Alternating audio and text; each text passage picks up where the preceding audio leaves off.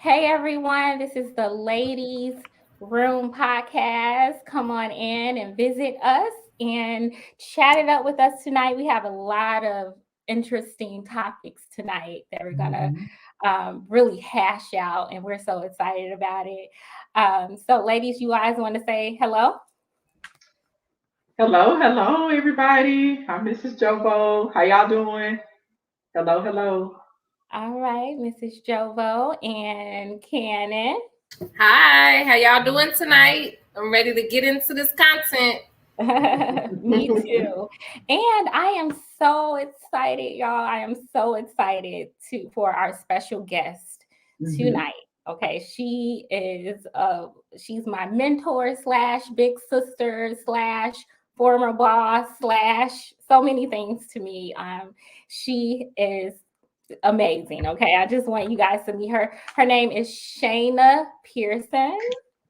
Oh, wow. I can't Hi, follow that beautiful Shayna. introduction. You're so kind, Ashley. Very grateful to be here. It's an honor. Hi, Thank everybody. you. Shayna, do you want Hey. to tell them a little bit about yourself? You Oh, wear many gosh. hats. Absolutely. I do.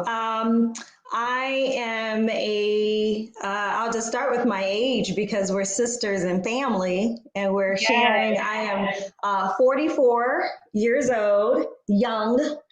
And I'm a partner in my own integrated national marketing firm based here in Chicago, Ventures Unlimited. Yes. Um, and just, been on the career grind in advertising, marketing, public relations, engagement marketing, brand work, strategy. And so it's so interesting talking about the walk in relationship, right? The balance, the juggle, the faith walk, Mhm. and the testimony, and where I am in the journey right now, which is married with the house and Yes. Yes. which is like, oh, I can't, it happened.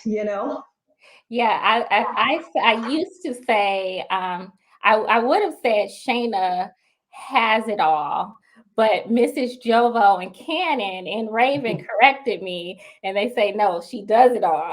Mhm, It's not mhm, having it mhm. all, we can have it all, and we do, but Mhm. having it all means we do it all. So you're a wife, you're a CEO, you're a daughter, you're, a mentor. You do Thank many, you. many. You're a gardener, a cook, I and am a gardener and a cook. That's true. Ooh. and so I'm happy that Shayna's on the show because she can really speak to our first topic of the day. Okay, so our first topic is, they say winter is coming, but how cold is winter? And is it really cold enough to pair up? So, for those of you who don't know, there has been this saying that a lot of men, particularly those men who identify with the manosphere, have been saying, and usually it follows a statement of a woman. It follows a woman saying something she desire in a partner, something she preferences, and I find it to be quite telling. But I don't want to share my input. I really want to hear what you all have to say. Winter is coming. Cannon, can you explain what happened earlier this week on the Facebook post um, I shared of our podcast where a gentleman or a man it said winter told us that winter is coming. Just Yeah, yeah, it was an odd exchange to say the least. The post was about it was part of our discussion, just talking about how women can best capitalize on their education, right? Like what kind of fields they should go into, how to like minimize, taking on a lot of college debt and things like that. Just things to assist with upward mobility. And under that post, the gentleman said winter is coming and that women need to be focused on getting husbands, apparently, because this is the 1950s or something. I don't know, but the entire thing with that whole winter is coming thing to me is just it's a very interesting way to engage, because for me it's like kind of praying and hoping for the downfall of people, for people that you don't even know, for one thing. And then it's like, why, like, what benefit do you get from wishing and hoping that people fail, whether it's women, Black women, whoever it is? Like, how is that a productive use of your time to be so focused on somebody else failing so that you could feel better? Like, it's not going to help you grow. It's not going to help you be in no better position just because somebody else failed. So to me, that's where it comes from. It's like this scare tactic or something that's supposed to make women feel like they're gonna be left out in the cold if they don't. I guess it's a Game of Thrones reference, which still doesn't make any sense, because then it just means we all about to get like ate up by the night rock. So I don't get it. Like, I really don't understand. Like, what are we trying to do here with this whole winter is coming thing? It's the fact of the matter is that we have a huge disparity in this country, period, with people being able to have upward mobility. We are seeing a downward trend as far as people being able to maintain the things that they've accomplished so far. So everybody is suffering right now, and it has nothing to do with people being married or women getting men or not. Like, those are separate issues. Like, so yeah, I just really ignore it, because who cares that you want to make yourself feel better and sleep good at night because you're hoping that somebody else has a tough time. Like, that doesn't help you at all. So I think it's really sad. What is it that, thank you, Cannon. I definitely agree. And I want to dive a little deeper. But let's hear from the other lady. Shayna, what do you think? I'm right on target with Miss Cannon. I love your name, by the way. You know, what a low blow, what a low vibration, and just an unfortunate thing to say to someone to be with the intention to just really just knock you down a couple of pegs, right? Knock you down a peg or two. And it's very triggering, because as strong as we are and as strong as we want to be, the truth of it is that there can be a lot of fear and doubt with not having the right partner, right? I'll just be honest, and I was never the girl who really wanted to I wasn't picking out China patterns or reading Bride magazine. I was on my hustle. I loved being single. I had a great time in my career, but I didn't think about it, but I did want eventually to get married. And so to say that there's not fear around that as you work on yourself and build and do all those things to actualize your greatest, highest self, it's just a low blow. And then they, our brothers they know how to get you, and so you really do have to stay focused and elevated and not allow that energy to distract you and in keeping your faith. But it's intended to hurt. Yeah. But you gotta see it for what it is. Yes, I agree. And I've heard people respond to or defend that by saying, oh, well, it's true. But well, we all know winter is coming, right? But the intended message behind it is not necessarily true. Just because winter is coming doesn't mean that a woman will necessarily be lonely. It doesn't mean she will be alone. And winter is, and sometimes maybe it does mean that she's going to be lonely, but it could mean the same for a man. And that's nothing to poke fun at. I like that you guys are talking about the fruitfulness of it or the lack of fruitfulness of it. It's not intended to bring Black men and women together. It doesn't bring Black men and women together. And he presented himself as though that's what his intention was, but his action or the way of going about it was the opposite of that. I definitely think it's a shaming tactic. But go ahead, Jobo. What do you think? Yes, yes, you speak my mind. I definitely do think it's a shaming tactic. And normally, when someone is ready to shame another person, it really is a reflection on what they're actually also dealing with.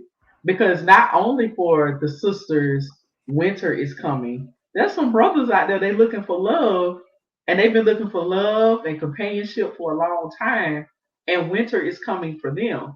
Now you have some brothers who, they're dealing with it, they want to deal with it.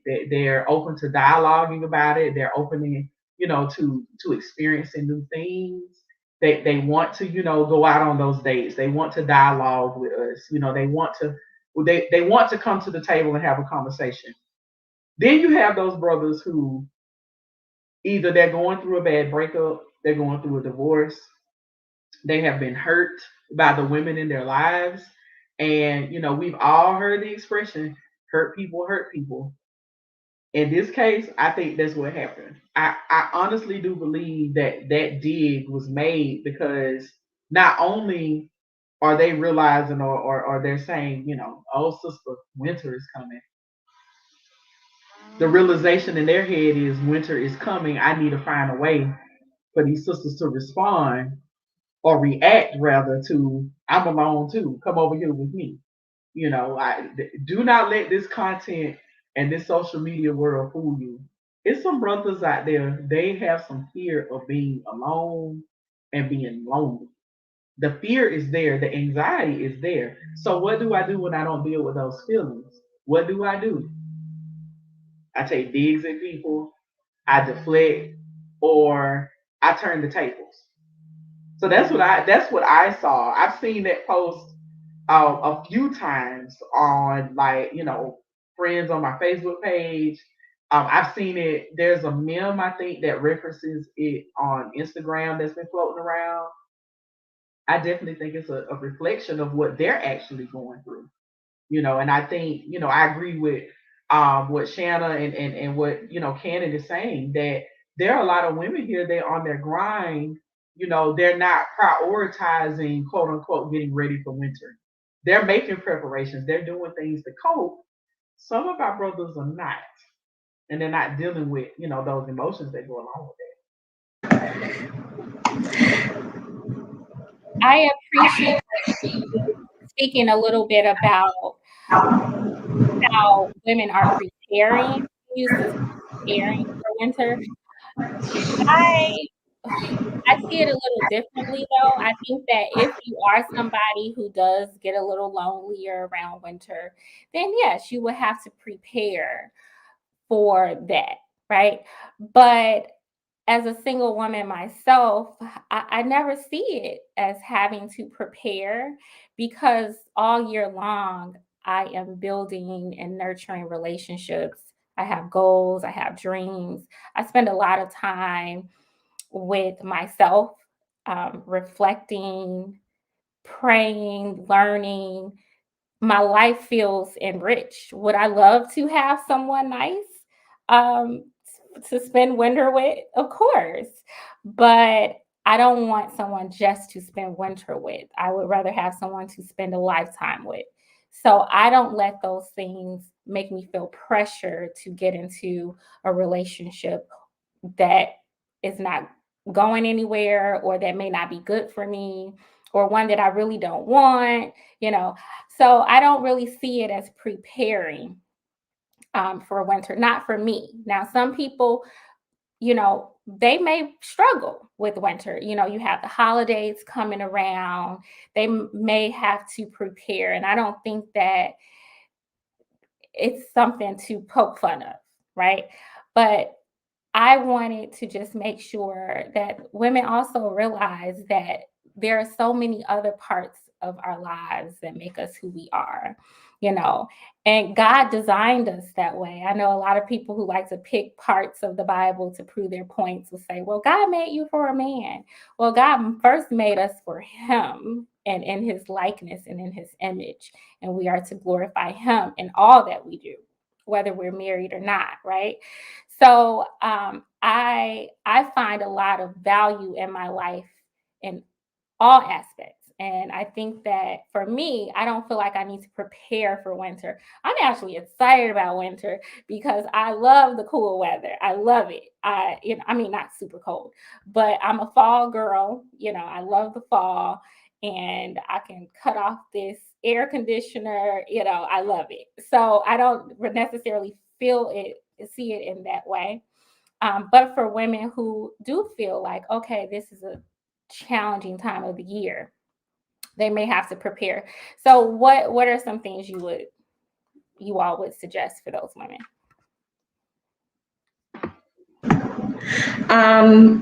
You know what? I'll say that I do.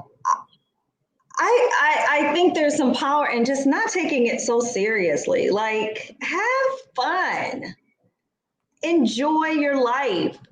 And I think in all things, you have to have balance, because I'll even say early, straight out of college, in my career, I saw a lot of very successful, beautiful, brilliant Black women, and they were not happy.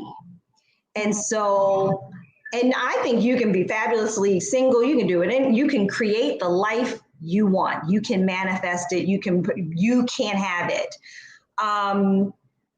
But I think that you also have to make room in your life for what you want.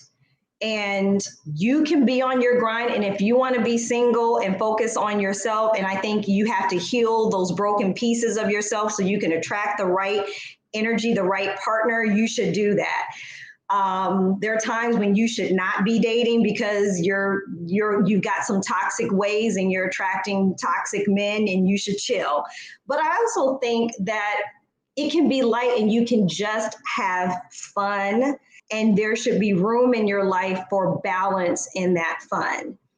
I've never been a dater. I hate it. I don't date. I never dated. Of course, I'm married. That would be wrong. But I was never a dater. It was like a problem for my friends. They're like, why don't you date?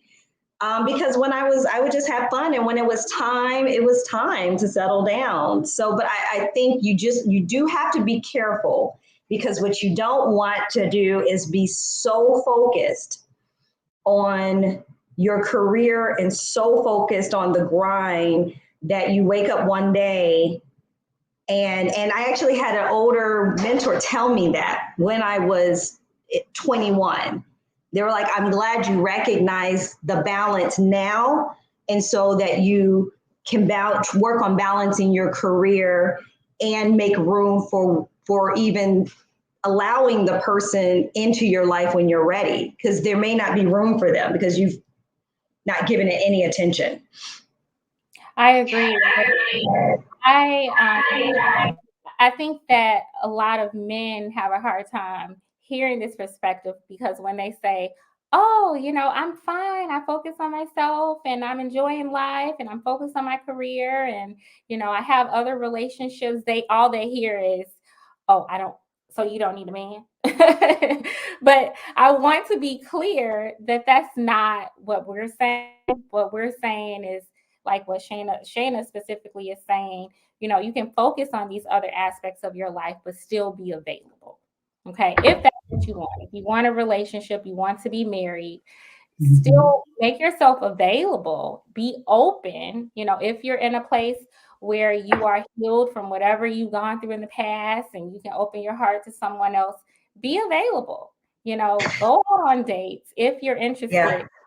But you wanted to say something? Just one really quick thing. What you just said, Ashley, was actually the turning point for one of the turning points after doing my self-work that allowed my husband into my life. Mm-hmm.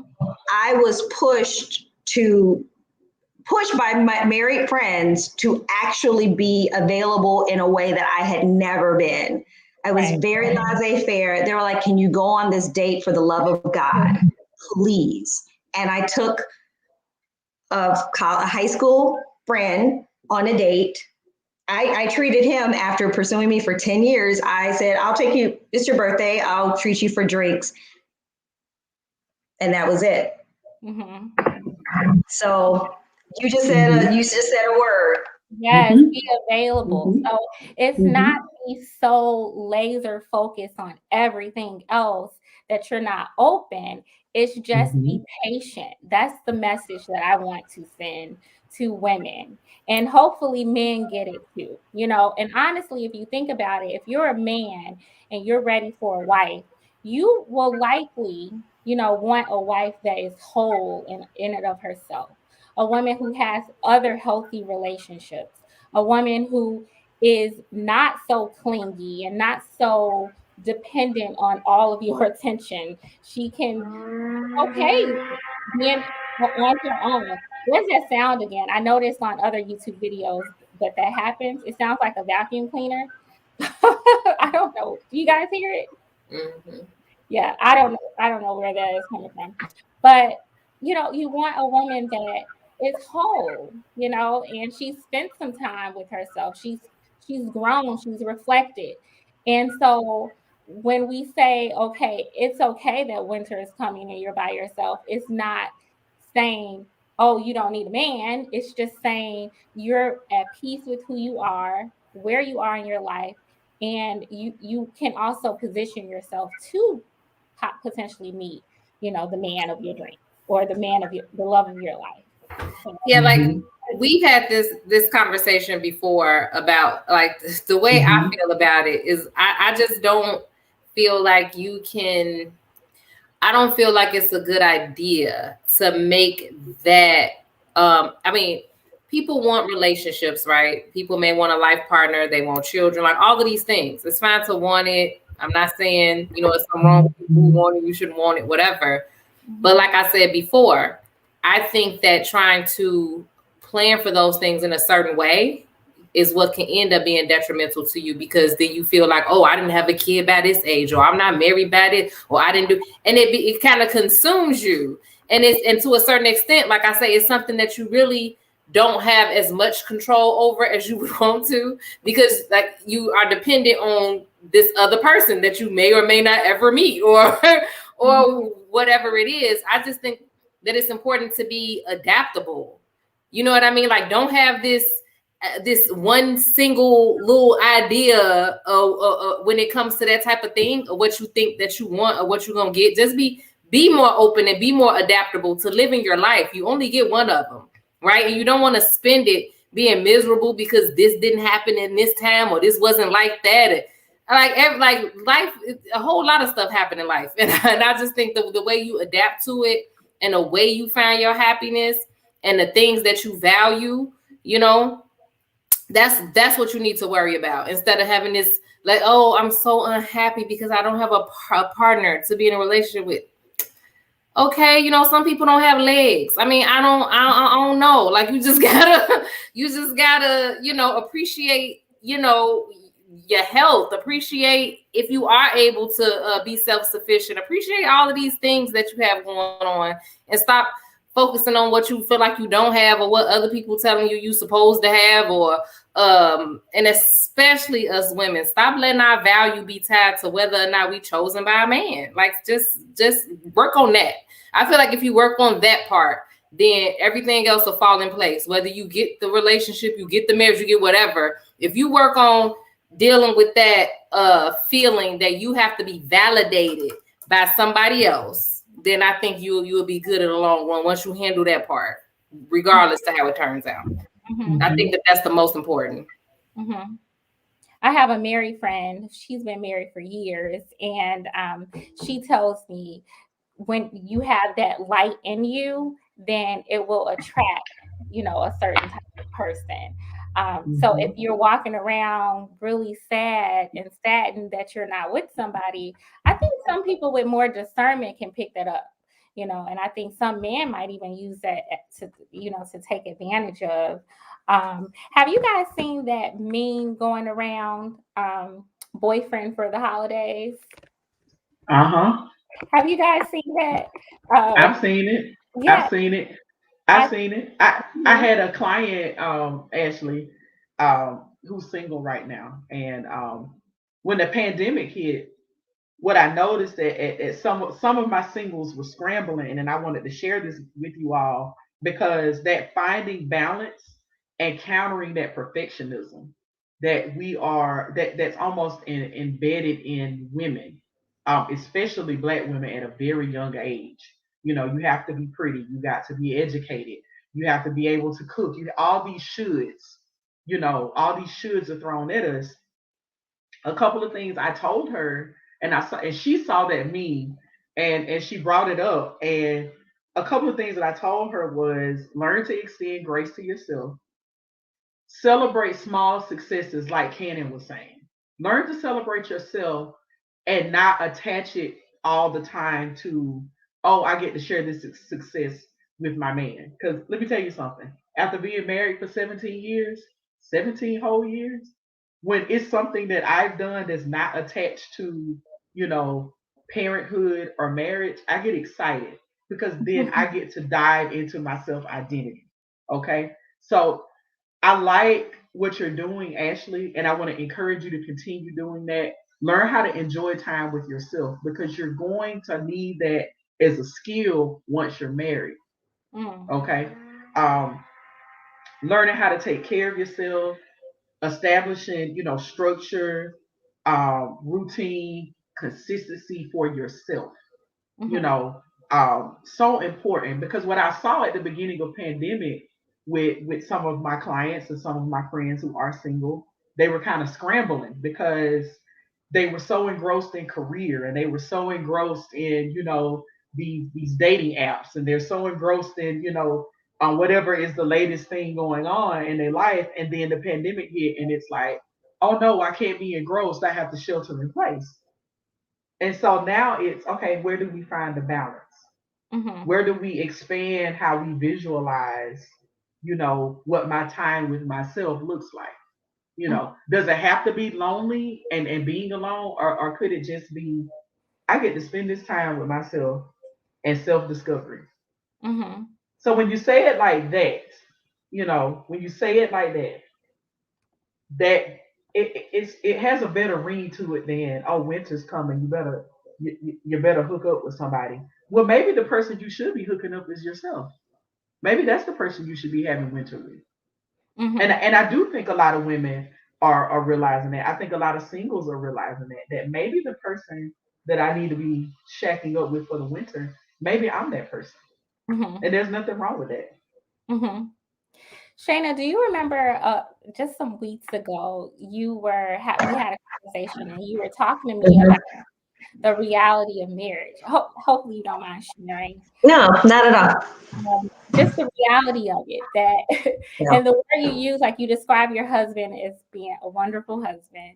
I yeah. remember you were sick, you were sick at the time and just recovering, and he was very helpful, very supportive.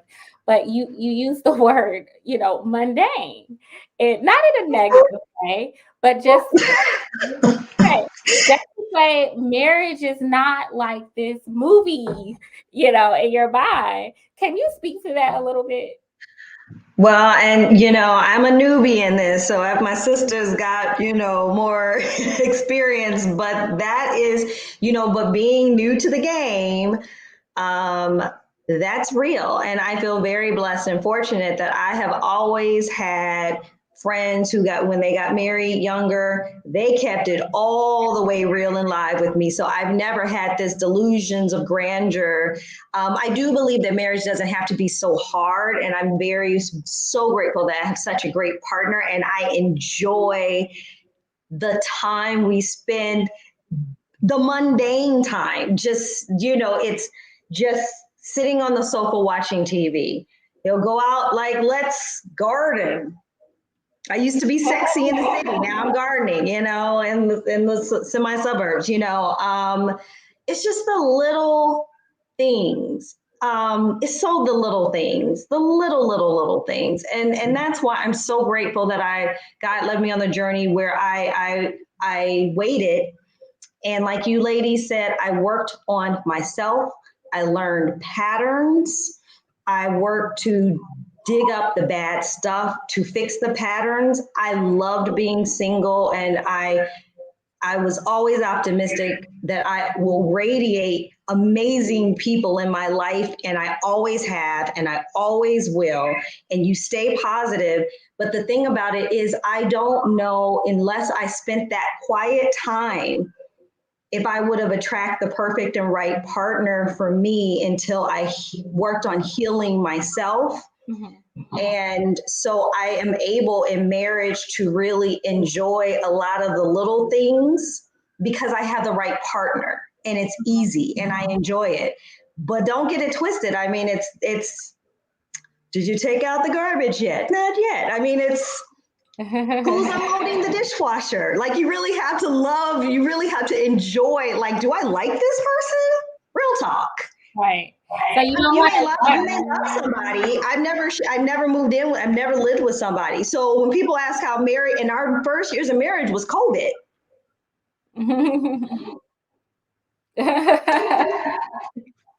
So I'm just saying, a lot of people didn't make it. You really gotta like your person. You really gotta like them. It's But I very think, simple.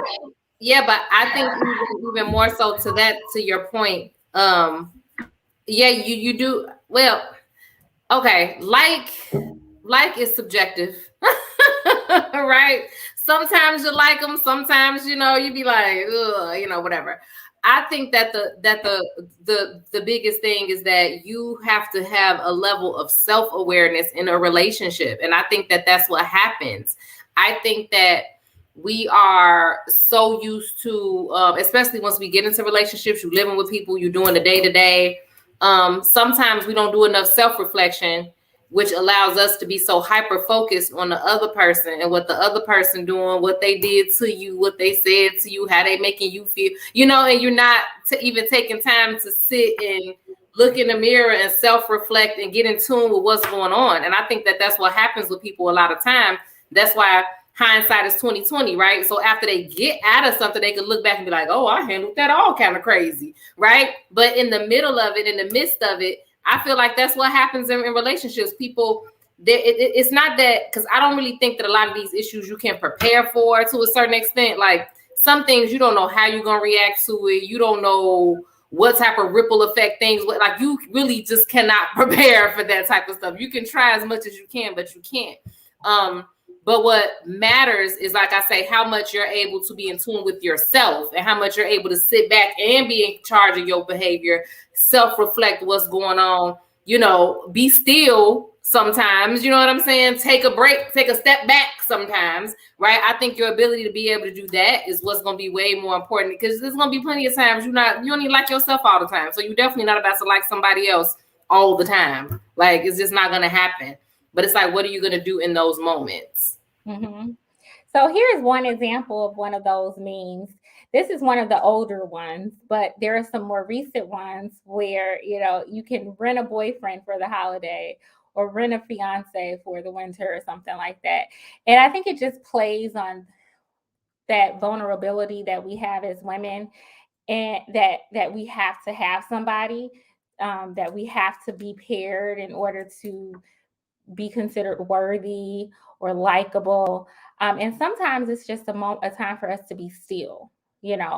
I was talking to Shayna a little while ago about how there was, a guy very recently who, really showed a lot of interest in, going down that route of, being married and being together long term. And I wasn't sold on it. And I really found myself trying to think, okay, well, maybe I can look over this, or maybe my feelings will change, or maybe he'll grow on me. I think that was that feeling of almost kind of desperation, like, or fear that I won't meet the person that I'm supposed to be with. But had I embarked on that, it would have just backfired. It wouldn't have been fair for him. I would have been unhappy, and that would have been a relationship that was doomed to eventually fail. And so I think that it's important to not let these sentiments get the best of you. You don't want to get into a relationship that God hasn't given you the okay on, and you don't want to get into a dead end relationship or a toxic relationship, and you don't want to get into a relationship if you're not even ready for one, right? So, that's, if people don't get anything else, I hope that that's one thing that people get from this segment. But I do want to take some phone calls. And that meme is hilarious. When I saw it, I was just like, are you serious? But it's so real. People know it's been a soft spot for women. But I think that it's up to us to start changing that narrative. We've been fed that, that you have to have somebody, you have to have a person on your arm. But it's up to us to not give in to those sentiments. And when you think about it, the question that you always have to ask yourself is this even coming from you? Right? Because even the thing in that meme, what that illustrates is that it's more so about trying to get acceptance from other people and what other people think. Because you know that it's fake, right? Or whatever, but it's about appearances. And so the question you should always ask yourself, is this even something that I really want? Or is this something that I've just been told that I just have to have, and I'm trying to prove to other people something? Like, don't ever do that. Ever do that. Like, the main thing you have to remember is you're the only one who got to walk in your shoes, and you're the only one who have to deal with to a certain extent, you're the only one that have to deal with the choices that you make, right? Like, people are not going to be in your house with you every day, in your bed with you every night. Like, don't do nothing for no appearances and what people think. Because at the end of the day, you still gonna know the truth. And that's the only thing that matters. Yes. All right, ladies, I do want to wrap this conversation up. I am taking callers. I know that Penn Wrights wanted to chime in, so you can go ahead and call in now if you want to chime in on this topic. I also see that Indigo Light has written on the comment section, and I don't know if it's a he or a she. Oh, it's a she. She says, I've been married for 15 years and we've been together for 17. I only like him sometimes. She says, many people don't like themselves all of the time. So you definitely may not like your partner all of the time. So, you don't want to rush. Basically, you don't want to rush into anything serious just for the sake of pleasing other people, right? All right, so we just had a call. Go ahead, Penn Wrights, go ahead and call back in. Somehow you got disconnected.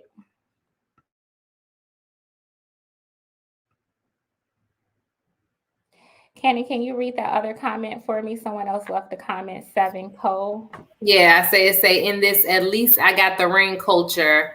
I think women are guilty of inflating what marriage is to unmarried women as a way of making them jealous. Yeah, I think it all goes hand in hand with exactly what I just said. That if this culture or this society tells you that being married or having a ring or whatever, being a wife makes you somehow elevated, in status in this culture, and it all goes hand in hand. So of course, yeah, women will, at least like you say, yeah, like at least I'm married because you've been told that this somehow validates you.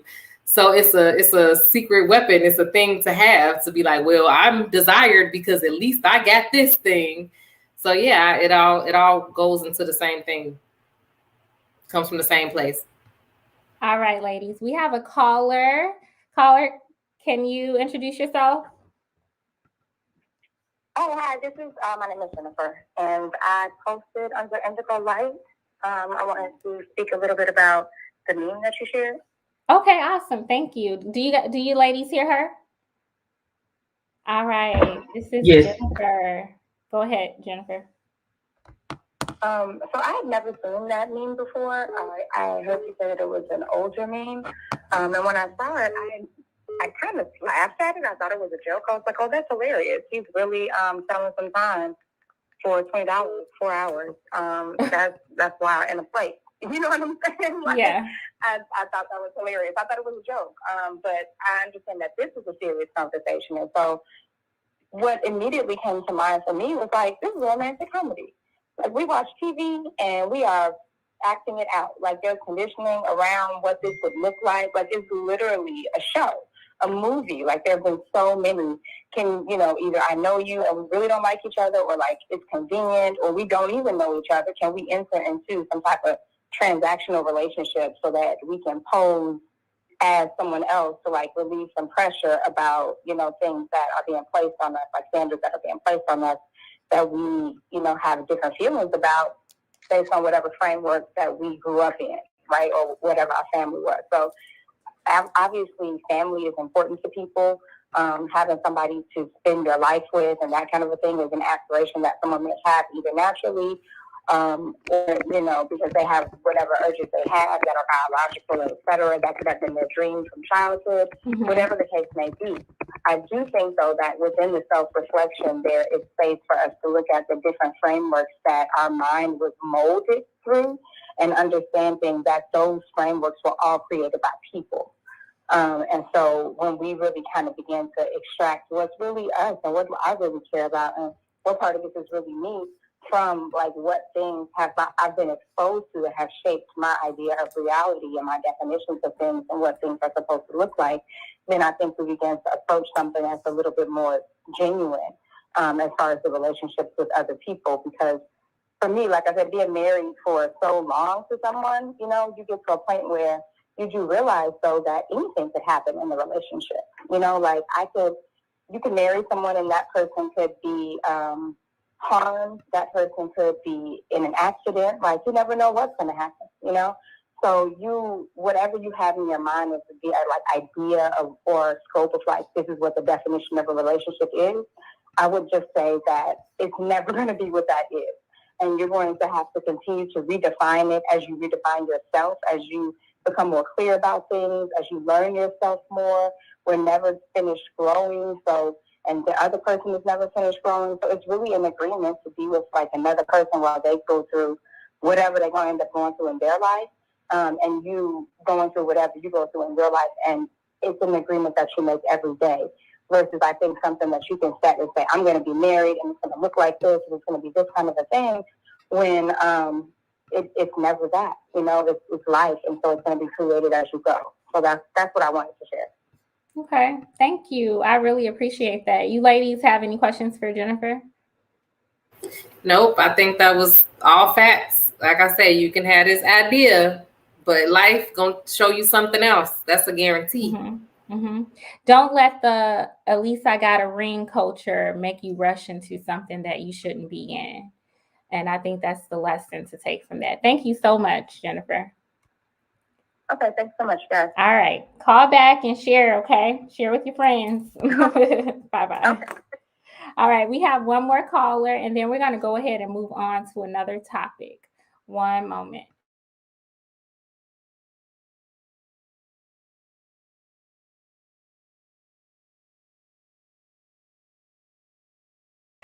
Hi, Mel. How are you? Hey, what's going on? All right. This is Penn Wright. He's one of our faithful viewers. Hey. You guys always got a good show going on, and I can't wait to you guys show really, really, really takes off because more people need to hear it. And I just wanted to chime in on just a couple things. And I like what Canada was saying, and Ashley, everybody, y'all all got some big points. And just kind of feeding off the energy that Canada was speaking on. And I don't think it's coming from this angle here. And I'm saying the same thing, because people be talking about the winter part of summer. But what people don't realize, the summer is coming right after that too. So while people are sitting to try to put so much emphasis on, hey, this winter time is coming, and you forcing people to make bad decisions because they're rushing. You know what I'm saying? And that's the rest of people are broken home. When you're not taking your time to get to know the right person or get yourself together first. You know what I'm saying? And that's what I said. The summer coming back around, and the next winter come back around. You don't have to rush to try to okay, the winter coming. I got to hurry up and get in the relationship right now. You know, when people talk about marriage, because I'm gonna say it like this, I used to be married, and And I remember even before I was married, I was more faithful to my mate than some people were to their own wives. Because people, I mean, I'm not saying that marriage isn't all that, or, you know, like it's whack or something like that. But I just think that make it seem like, well, okay, if you get married, okay, boom, you just lock down the game. And that ain't true, because you got so many people that's talking about cheating right now. If they put a little bit more focus on somebody that's devoted to them, versus trying to rush and get married, you know what I'm saying? You might have better relationships. You might have a more solid family. Mm-hmm. You know, to me, that's just, you know, what I think. And so this whole winter time is coming. And one thing is, Ashley, I saw that meme thing. I hope that's a joke, right? I think it's a joke. I don't think people are actually doing this. But I'm like, oh no, if people out here renting relationships, this is ridiculous. no, I don't think people are actually doing it. I was about to say, man. I hope not. But I will say this, man. I think that people, when it comes down to how we treat each other, and, you know, I was speaking on this earlier. If people put more, we should focus on the message of trying to treat each other better as a people, right? And if we try to treat each other better as a people, and we have honor for each other as a people, we'll make the platform, we'll make the playing field for relationships that much better, that much easier, because we won't be out here, in these toxic dating relationships. Because as far as I'm concerned, the dating thing is kind of toxic right now. The way the mindset is.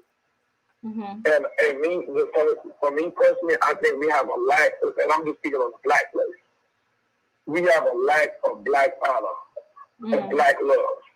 You see what I'm saying? Because all y'all sisters on that panel, you see what I'm saying? I got to be able to have honor for y'all before I can, I'm just saying, all of us as a people. If we have honor for our people, then y'all to be more protected. Y'all to be more loved. I'm talking about, so when y'all, it'll be a bit more better mentality when y'all meet somebody, and vice versa. Mm-hmm. You know, so that's my message to all my people. I think that's one thing that we lack is the black unity and the black honor. And I say that because we're talking about black people. I know everybody, they can date outside the race or whatever the case may be. I'm just talking to my people right now. You see what I'm saying? And right now, that's the issue. And I think if we reestablish honor in our culture, we'll have a little bit more positive family and relationships and solid homes for our children that will make a promising future. That's what I believe. Thank you. I love that. I love that you brought that up because you can want to see Black people come together, but what's fruitful? Is it fruitful to remind a woman, oh, winter is coming? Or is it more fruitful to make sure that she's even in a mental space to be in a relationship and that she's whole and that she's healthy? It's just, where's the honor? For not just from Black men to Black women, but vice versa. Where's the honor? Exactly. Mm-hmm. Because if we focus on treating each other better, you know what I'm saying, instead of this whole, I got mine, you get yours. We can't, I'm going to just say this to y'all like this. Like, I come from an era, where my grandparents, coming out of the riots and racism, this, that, and the other, our people had to stick together. I'm talking about some Black unity with our fists in the air. That gave us a reason to stand together. That gave us a reason to have protection for each other. It was important to us. You see what I'm saying? And then when we got this ounce full of bullshit, I'm calling, excuse me, I'm sorry, I ain't even say that on the air. But this whole thing where when that narrative, not saying that you can't like any other race, but I'm just saying when we say I don't see color, that means that there's no emphasis, there's no importance on us. You see what I'm saying? And now we've gotten to a point where our people don't even honor each other. You see what I'm saying? And if we don't have no honor for each other, how are we going to protect each other? How? If our sisters want to be protected by our our brothers. You know what I'm saying? And our brothers want to be protected by us. So how we gonna do that if we ain't got no honor for each other? If Cannon wanted to be protected by me, and I'm like, man, Cannon ain't nothing, man, screw Cannon, this, that, and the other. Cannon gonna be like, okay, I ain't protecting you. You ain't nothing to me either. And that's what I'm saying. So when we look at these social media groups, when we look at how we treat each other, how we talk trash to each other, and I be saying that in the groups, if y'all don't know, I'm gifted in the groups, and I be sitting up there saying that to everybody, while we trash talking every day. And then we turn around talking about we ain't got protection. How do you think we gonna have protection? If we talking bad on each other. And I'm surprised nobody speaks on that. But yet everybody is so big on talking about marriage. How you gonna have marriage if you ain't got honor? Mm-hmm. Anyway, well, thank you so much, Penn Rice. I appreciate you. Stay tuned. And no doubt. Thank you so much. Have a good one. Hey, thank y'all. All right, so we're going to go ahead and wrap this up. Basically, I think that the message is that you don't want to rush into anything just for the sake of being with someone, and definitely not for the sake of appeasing other people's images of what a worthy woman is. If you are single, you're single. Enjoy that single season. Do what you're supposed to do. Reflect, learn, grow, pray, be patient, and set yourself up for success for whatever relationship that is to come. And we have a living testament that works. And Shayna, with her story, I wanted to ask you a question about, your husband, but maybe we can get to it later. And then as well as Cannon and Jovanda, just being patient and focusing on self will help you be the best that you can be for whatever relationship God has for you. I want to go ahead and move on to the next topic. Okay. So this next topic is, I guess, a little controversial. Oh, let me ask, Shayna, are you sticking around for this? Or oh yeah, I'm hooked. I'm not going anywhere. We hooked for y'all. I'm hanging with my sisters. Yeah, I'm hanging with my Thank you. All right, Will and Jada. So this is not really a question, it's just a topic, and I want you all to chime in and just share your general thoughts about Will and Jada. You all know that recently Jada did an interview that received a lot of backlash, specifically from the manosphere. I think they were the only ones who really had a lot to say about it. She spoke about some troubles in a marriage, okay, in her marriage with Will. And her comments were taken in very negative ways. But I want to play what she actually said. So let me go ahead and play the video.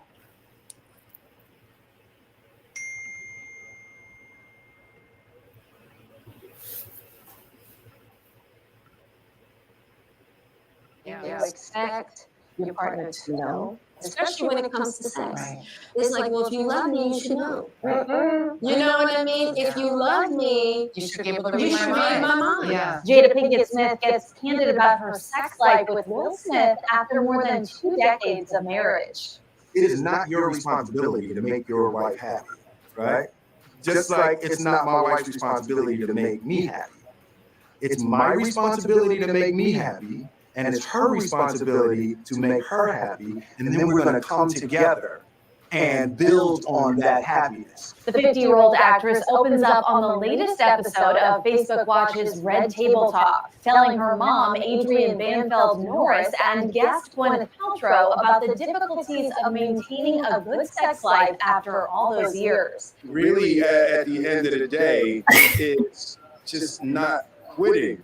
You know? Of course, Will and Jada tied the knot in 1997 and will celebrate their 24th anniversary this coming New Year's Eve. They share 2 kids, 20-year-old Willow and 23-year-old Jaden. Will is also dad 28-year-old Trey from a previous relationship. It's really hard. I know. I'm I sure. mean, the thing that Will and I talk about a lot is the journey. I mean, we started in this at a very young age, 22 years old. I think you expect your partner to know, especially when it comes to sex. Right. It's like, well, if you love me, you should know. Right.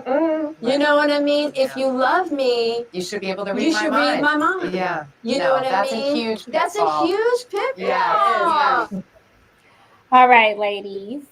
So those were the comments that got the manosphere in a rage. And they are saying that she is embarrassing Will. She is dishonoring him. What do you guys think about this?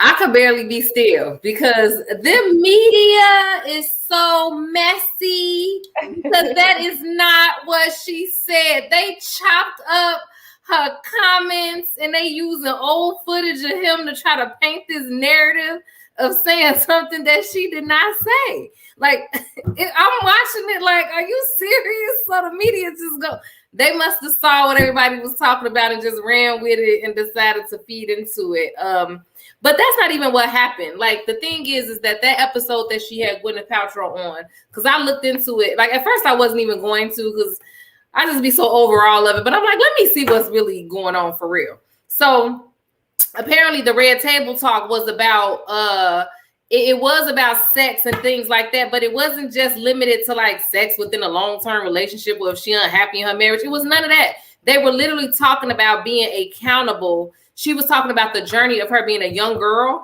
and growing and learning to be accountable for being more vocal in a relationship or period or speaking up, because you can't expect the other person to be a mind reader. And she was speaking more in general. And I mean, she did say, you know, Will and I've been married for this amount of time, but she was more just relating to she was married since she was 22. She was not saying I am unhappy in my marriage or we having a hard time with our sex. Like, that is not what that lady said. Like, she was literally saying what any of us would say, what everybody would say when you're 22, when you're younger, it's a lot more difficult to have those uncomfortable conversations, especially as it pertains to sex. We talked about this and how a lot of times women are shamed and made to feel this kind of way about sexual expression and things like that. So a lot of times when you're younger, you're not comfortable in speaking up or saying anything or talking about sex at all. And she was saying that she learned over time that she had to be accountable for speaking up because people aren't a mind reader.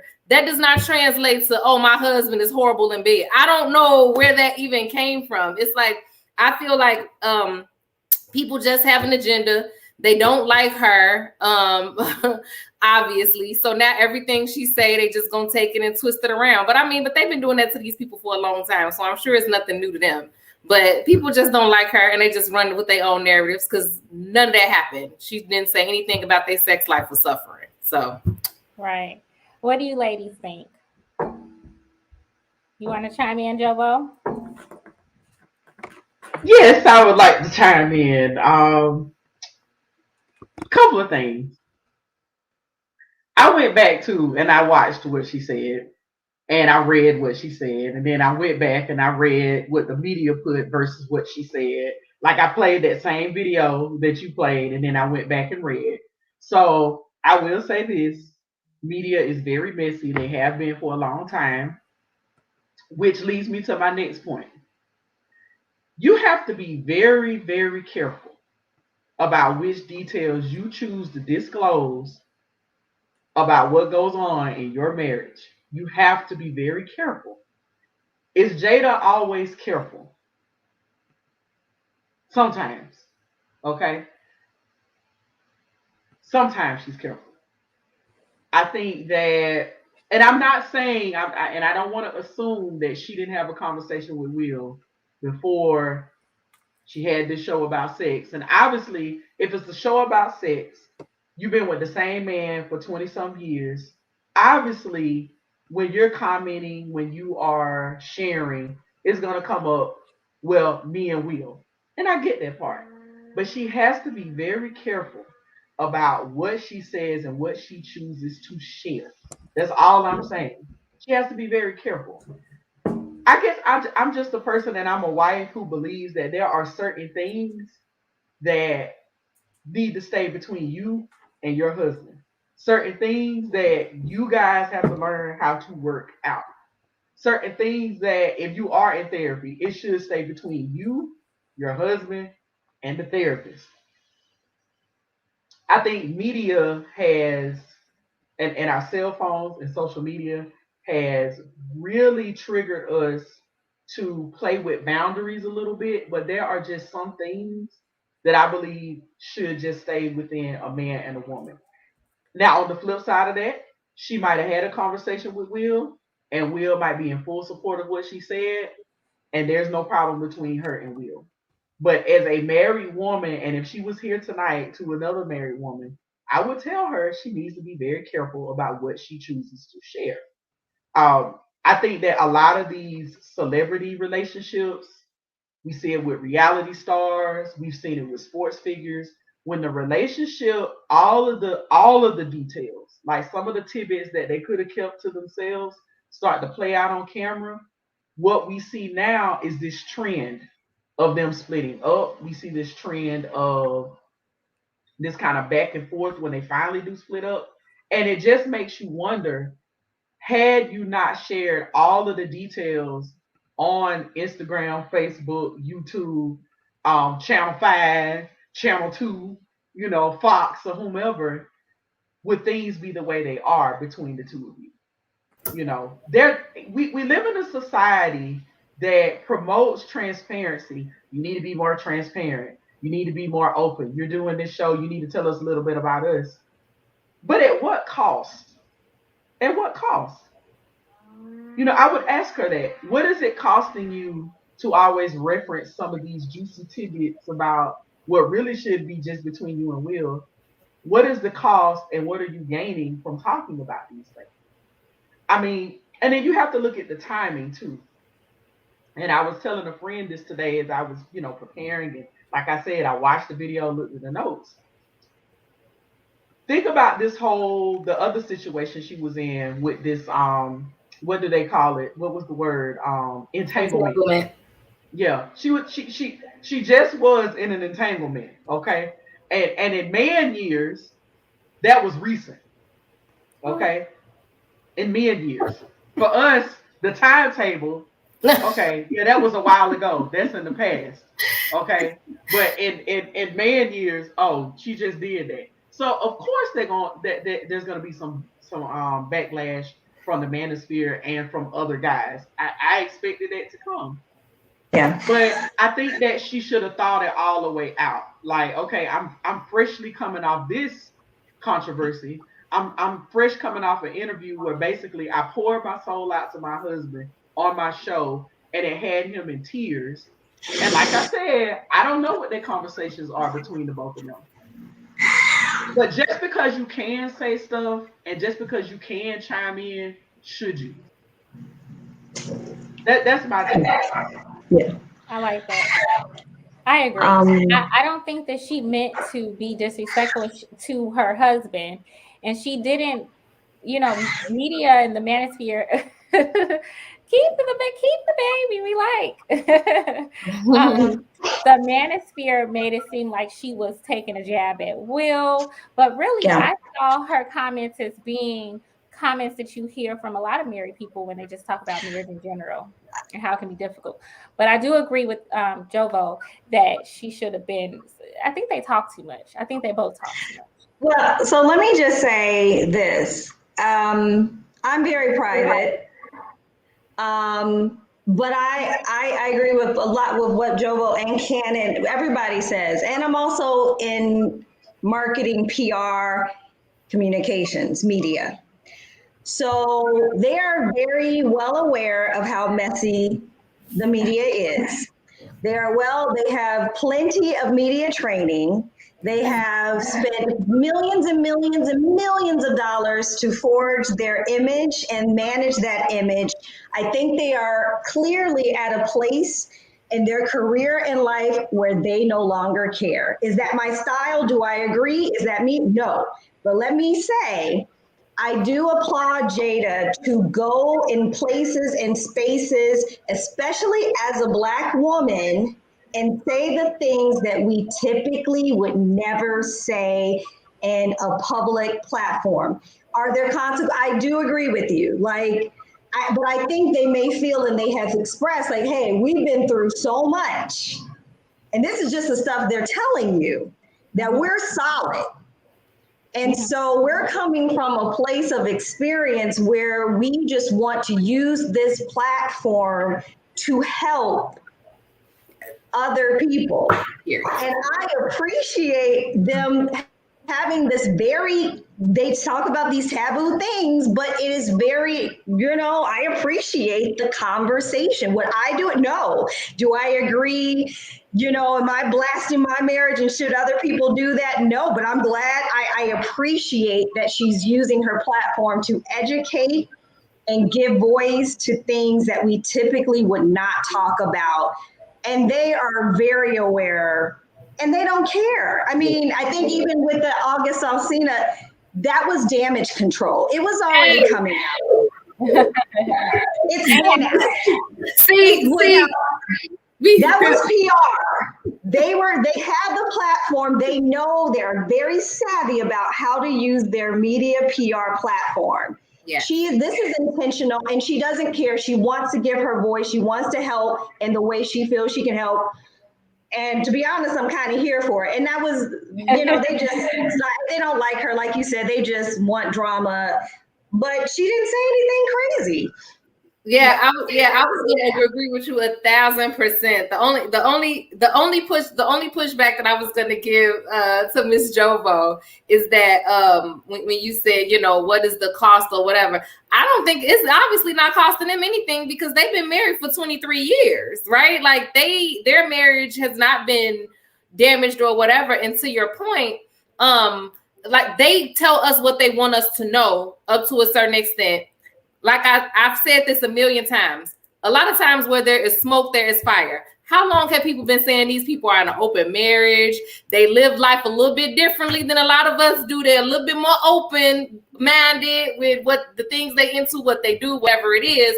And I think that they're solid with each other. Like, even if you read between the lines at some of the different things that they've said, like they've stated, like we are in a life partnership or something. Like, even if you in another house and I'm in another house, it don't matter. We still gonna, so they say that they're gonna do what they gonna do.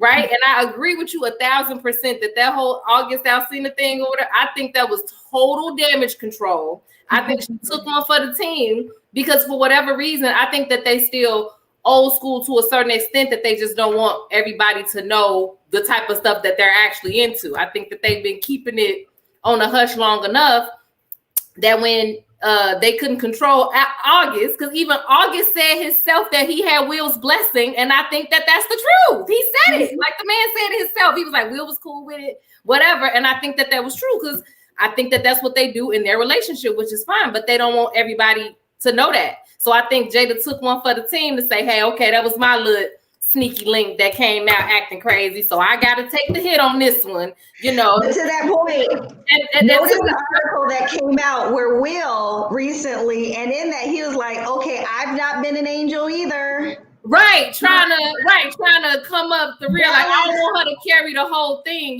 because she got so much backlash. I think, like he was like, okay, let me. So I think that they good.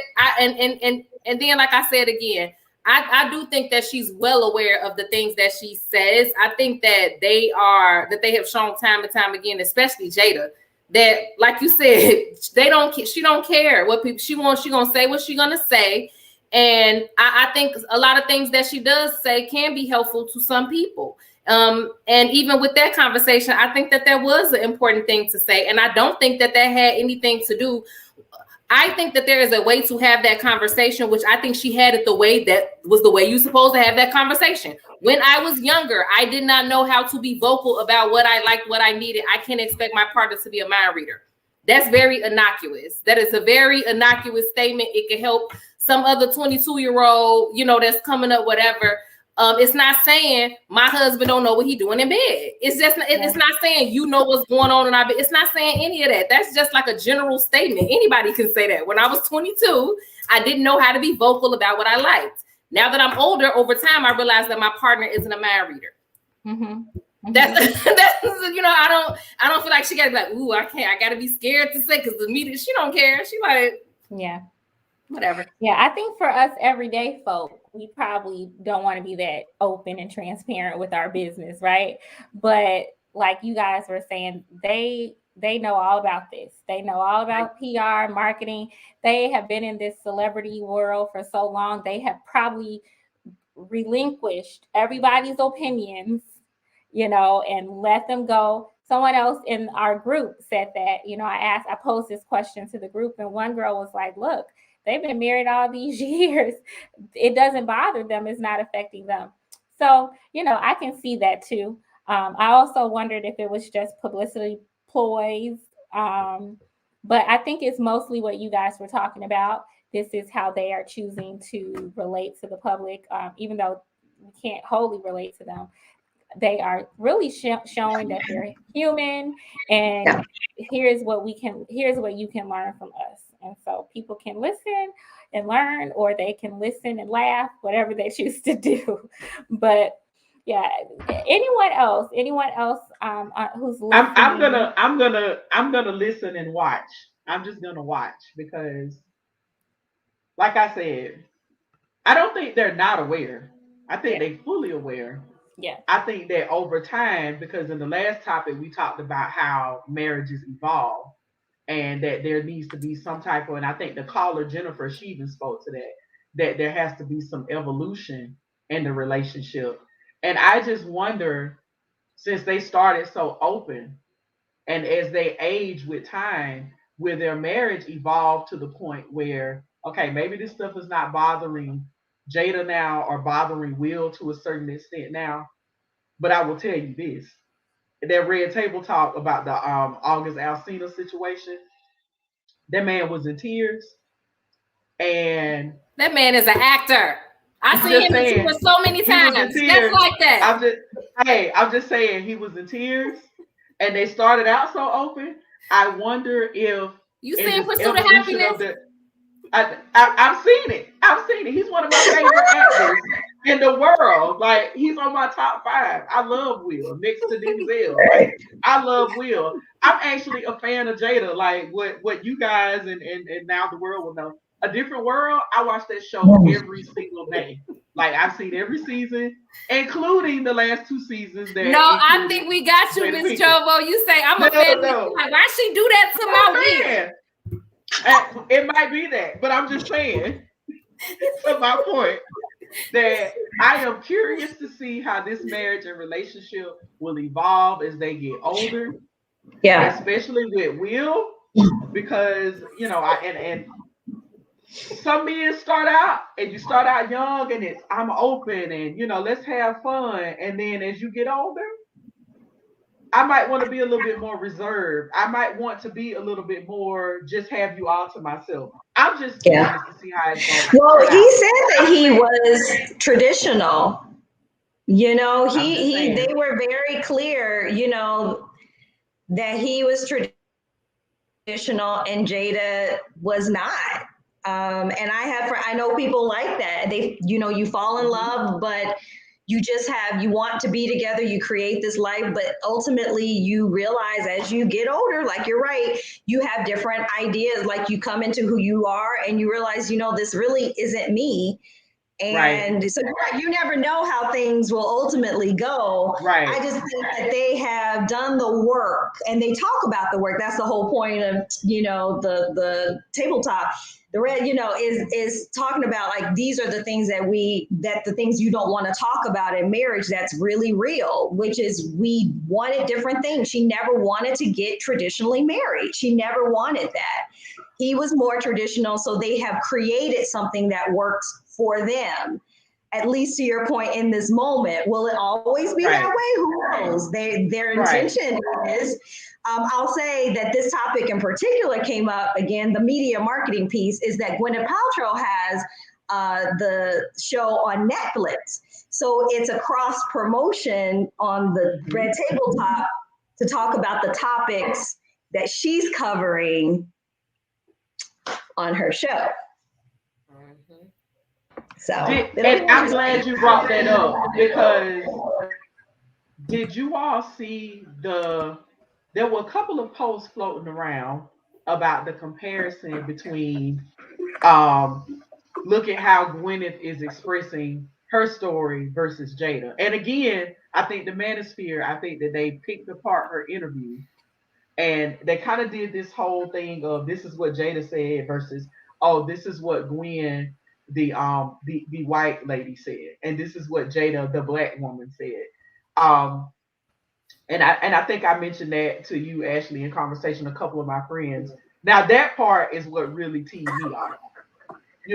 Even with me objecting to, how she presents herself in certain situations, what she chooses to share about her marriage, rather, even I was kind of ticked off about why are we always compared to how we express our sexual selves versus other races. So, that's another point I wanted to bring up, and that might be another conversation for another time. But, I'm fans of both of them, but I am just curious to see how the evolution of this relationship is going to play out. You know, Ashley and Cannon will tell you, Shannon, I'm a little bit more traditional. I'm a pie cut up into, modern, traditional in certain aspects.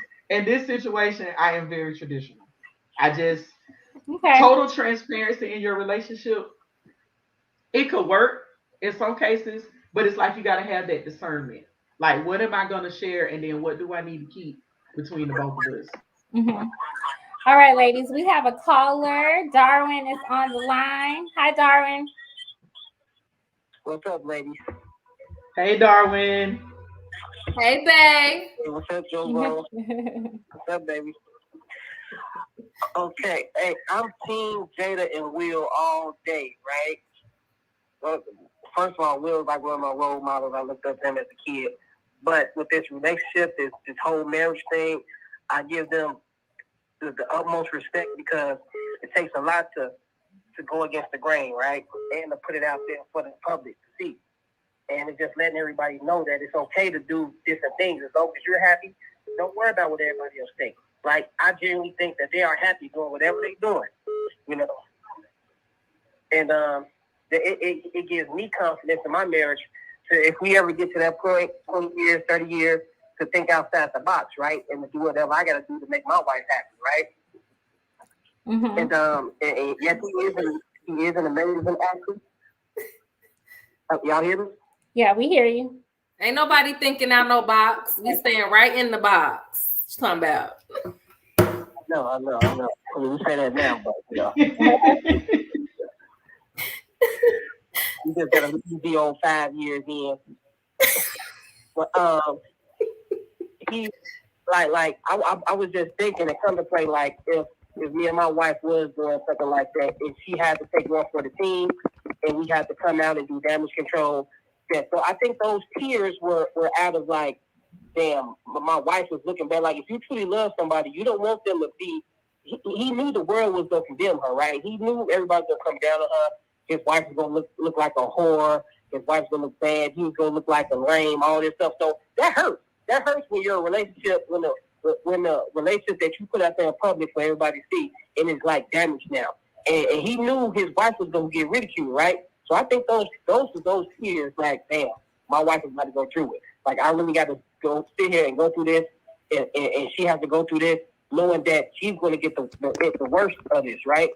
So I think those tears were out of like sadness for her, not because she did what she did with August, because I think they were in agreement with whatever they're doing, So I don't think he was sad about that. I just think he was like, man, we've been in this relationship and we've been building this brand and all of this. Now my wife is about to look like this type of person. So that's what I think. Okay. All right. Yeah. Thank you very much for chiming in. I just chimed in. I've been having a long day, so I missed a lot of the conversation, but I'm going to go back and listen to it. Okay. Please do and share. Thank you so much for your support. We appreciate you so much. No problem. Yeah, side note, he on dad duty for the whole week because I'm out of town. So Hey, Darwin, keep hope alive. You're gonna make it, bro. You're gonna make it. Might be one kid Daniel to get back, though. Uh-oh. All righty. Bye-bye. All right. There was one other caller, but maybe that caller will call back. So we do have a couple more topics, but I'm thinking I'm just going to wrap up with this last one. We'll see. We'll see how it goes. The next topic is choosing the right partner, how Black women get it wrong, how it impacts the dating pool. So I have my own opinions about it.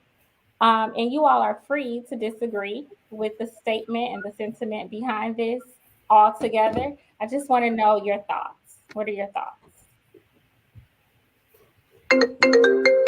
Uh-oh, hold on 1 second. We have a caller.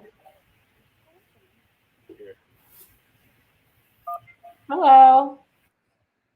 Hello. Welcome to the ladies' room. Did you want to chime in on that last topic? Yes, I want to chime in real quick.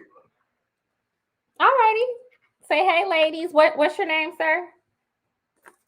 I want to stay anonymous. Okay, that's fine. Love it. Well, good evening, Mr. Anonymous. How you doing? Hey. Hey, thank you. I just want to pose this, what I'm thinking. I've been watching you guys' video, and Jovo, if you know my voice, disclose who I am. But but I want you guys to think about this for a second. I think Will and Jada are beards for each other. They are beards for each other. Maybe.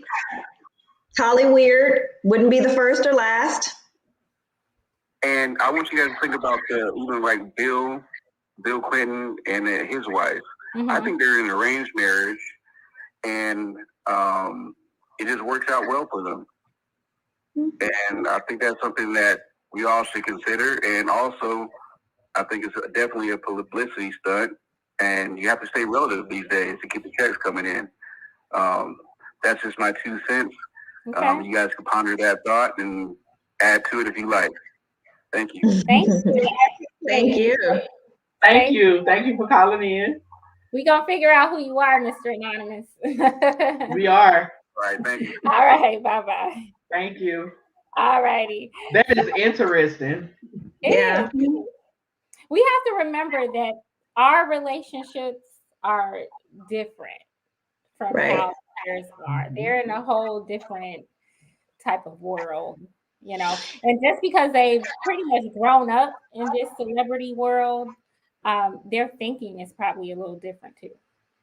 And in most cases, you know, we see celebrities fall apart because they publicize their relationship. But I do think that Will and Jada have a different type of understanding, apparently. And who knows how it's going to pan out. But I did want to talk more about, you know, the impacts of their children. But that's a whole different topic. You know, they have a very interesting lifestyle. But then again, you know, who are we to judge? You know, it's just interesting. It's very interesting. But let's go ahead and move on. Choosing the right partner, how Black women get it wrong, how it impacts the dating pool. What do you all think?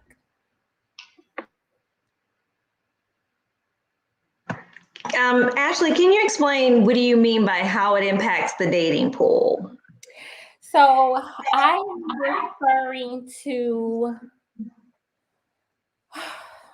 let me just tell you my whole framework.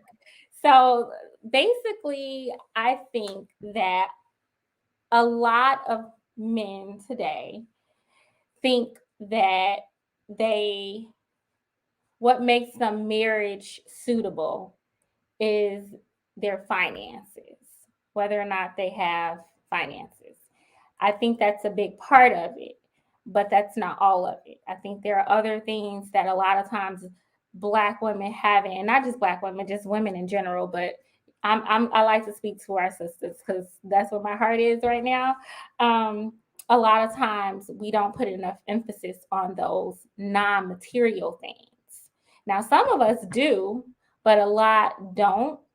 And sometimes I think that because of that, even though it's not an excuse, because of that, a lot of men think that they have leverage that they probably don't have if they're seeking to marry a woman, a certain type of woman, a woman who is marriage suitable, a woman who has prepared herself for marriage, a woman who is a lot of the things that they always say they want, you know, submissive, kind, nurturing, all these things. And so that type of woman is looking for financial security, but not just financial security.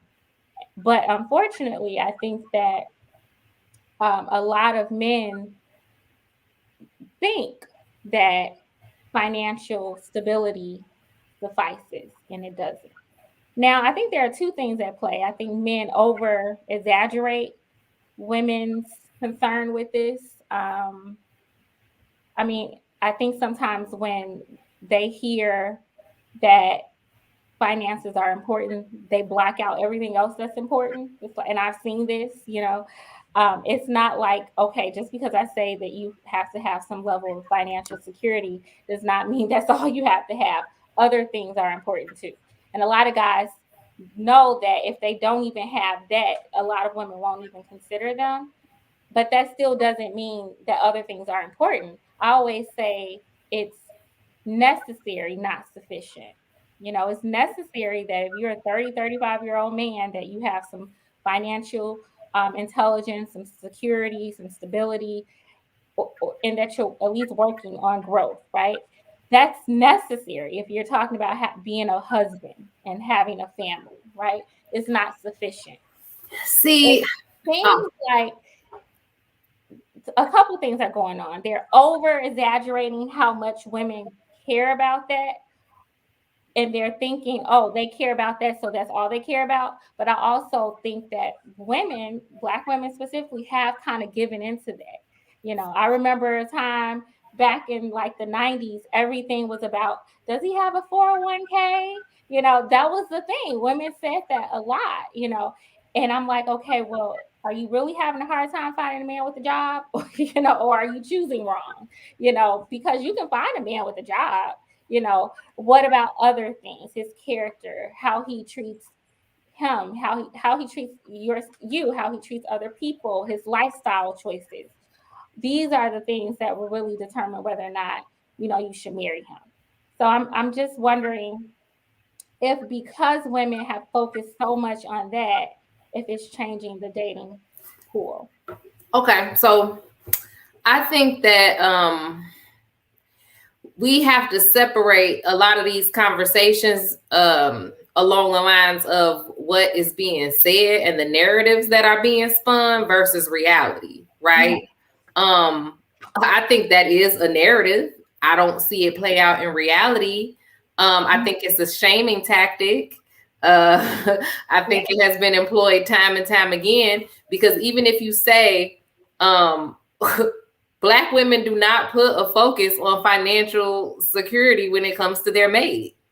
That's not even reality. Like most of those households are 2-income households where both of those incomes are necessary for that household to run. Like if Black women was really out here prioritizing income, then if things would look a lot more different than what they look like. So the reality of it is that Black women are dating and marrying men who don't have this average, all this income and all of this money. That's the reality, right? The complaints that you're hearing, like I say, I think that a lot of that is just shaming due to insecurity, right? Like, because there is a conversation or a thought in society, right, socially, that says men should be the provider and he should be able to do X, Y, Z. And if they can't do that, or if somebody can't do that, then what they gonna turn around? Oh, you just only want me for this? Like you don't even have that. Like, what is going on? What's happening right now, right? And so like that's something that's always stated, but I just don't see that playing out in reality. And Black women are the only group of women that I ever see shamed for wanting to have finance. It doesn't make any sense to me, because on the one hand, it is being shamed for wanting to have some type of financial security with a partner. And then on the other hand, we're told that we're choosing wrong because we are not getting that financial security. You with a Pookie or a Ray. Oh, but you want this man that got that. Like, what are you talking about? Like, either you're going to look at this criteria and you're going to look for this type of man, or what is the alternative? Like, who? Like that's what I mean. It's a moving goalpost. Like, it's this amorphous, just amalgamation of whatever that's just made up, right? Because it's like, what is a Pookie and Ray? Is it a man who make this certain amount of money or don't have this type of job or whatever? It's like, that's what you're gonna like. As soon as a woman gets with a man who maybe is not financially secure, whatever, anything that transpires, that's the first thing that's going to be said. Oh, you need to choose better. You need to, and then we say, okay, I want to choose better. These are the criteria I want to look for. Oh, you just gold digger. You just want this stuff. It's like, you cannot win for losing. And I think that it's important not to put the responsibility of the dating scene or whatever. First, you can't put it on one person. And you also have to take into account that we are all responding to the environments that we find ourselves in. And we don't create the environments. Like, I don't raise these men out here. Like, so how is that to be like, because you didn't pick, like, this is what is available. Like, this is what's available. This is what's around. This is what's next door. This is what's up the street. I didn't put it there. Like, I didn't do any of that. Like, I just was born and I grew up in the place and this is what was around. Like, I didn't create that. So a lot of it is response, right? A response to the environment that you find yourself in. And I mean, that goes for everybody, but I just don't see how it's women's responsibility or women's cross to bear to say, oh, if you just choose this, from where? Like, what are you even talking about? Like, let's just all just work on being better in general, like everybody, men, women, everybody. Let's self-reflect and focus on being better instead of trying to put that responsibility on somebody else. Oh, I'll be better if you require me to be better. That doesn't make any sense. Yeah.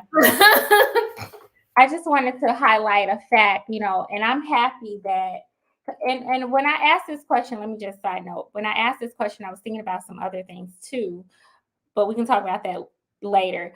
But I'm happy that you are bringing out the narrative versus reality. You know, Kevin Samuels and all of the Samuelites have people thinking that Black women are not choosing average men. You know, he has all these women come on his show, and all of them whom some of which I think are paid to be there, want this above average man, right? You know, even let's say all of them were legit. They all got on this show talking about they want a man making 200 grand a year, 100 grand a year, etc. Let's say that was true. That's still not representative of all Black women. What's really happening is that in many homes, overall Black men are still breadwinners when they are cohabitating with a woman, right? However, many of us date and marry average men. We date and marry average earners. So the narrative is that we don't want them. We're playing them to the left. But the reality is that no, we're not. We're not. We are marrying average earners. And a lot of times, Black women with a college degree, the American Progress Association says women with a college degree are the least likely to be breadwinners, whereas the likelihood of being a co-breadwinner increases along with education attainment.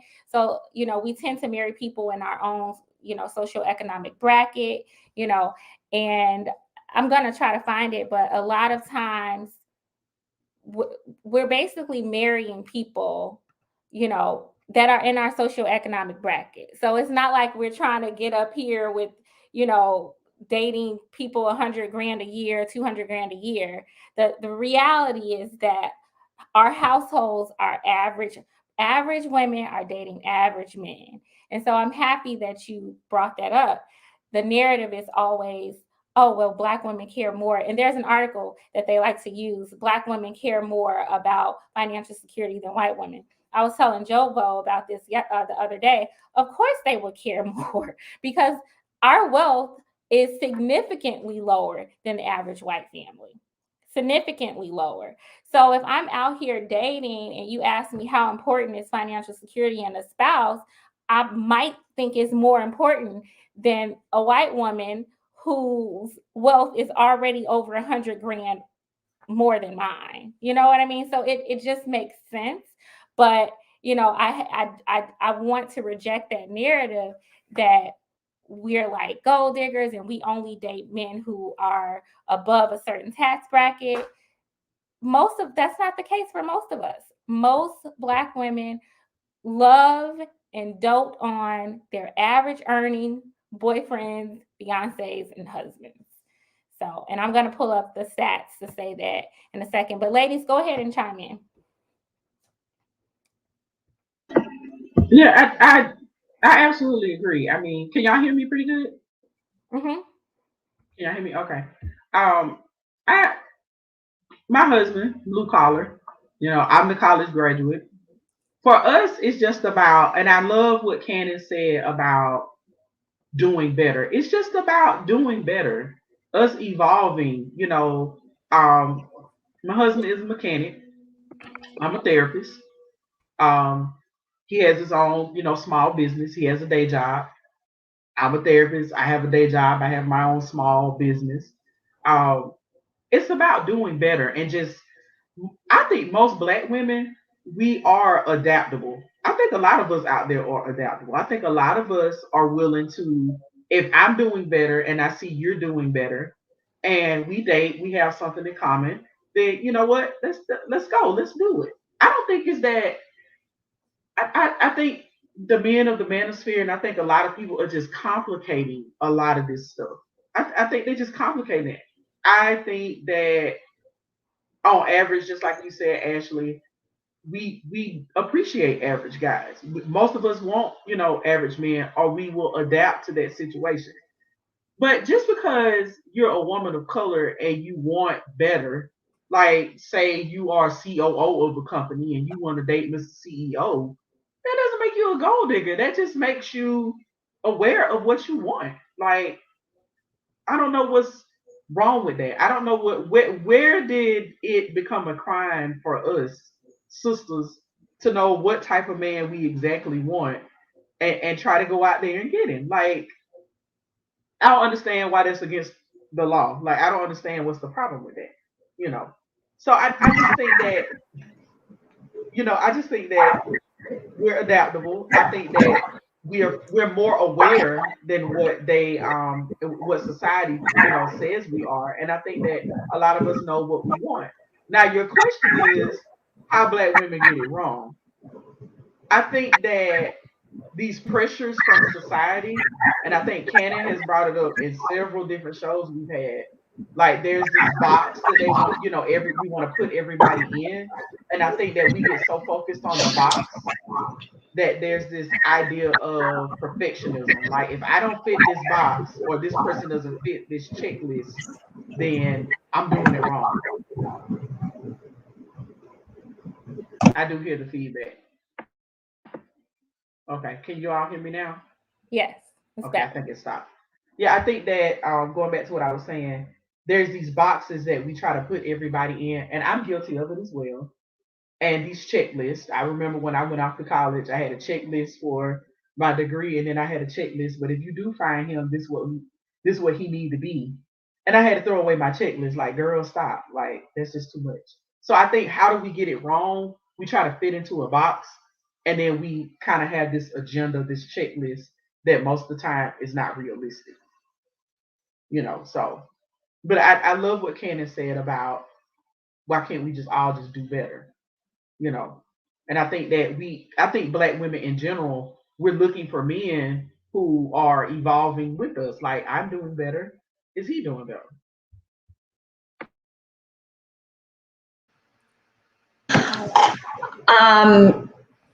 Gosh, so much to unpack with this one. Very broad. Like, there's literally so many things going on in my head right now, because I so agree with of course what everybody said with Cannon and what Joe, but what you both say. I'm just gonna speak what comes to mind. Like, I will never make any apologies for wanting and being and doing better. I work hard. I had a lifestyle that I built before. I am 44 and I have worked hard, and I attract it wasn't even, it's not even about him. It's about my vision for my life. And to be honest, whatever came from that energy came from it. But let's be clear. And I just take issue with the whole gold digging or the whole, you're right, like Black women, we're so not a monolith. We love our brothers. We want to be loved, and we will love you and support you through and through. But there is nothing wrong with doing better, wanting men of your caliber or above or aspire. There's nothing wrong. And you're right. Why is it a problem for us? Like, it's not a problem. I have white friends growing up, in university, all through, and it was not even, it was an expectation that you're always doing better, you're always growing, and there was a foundation established by your parents, and you worked.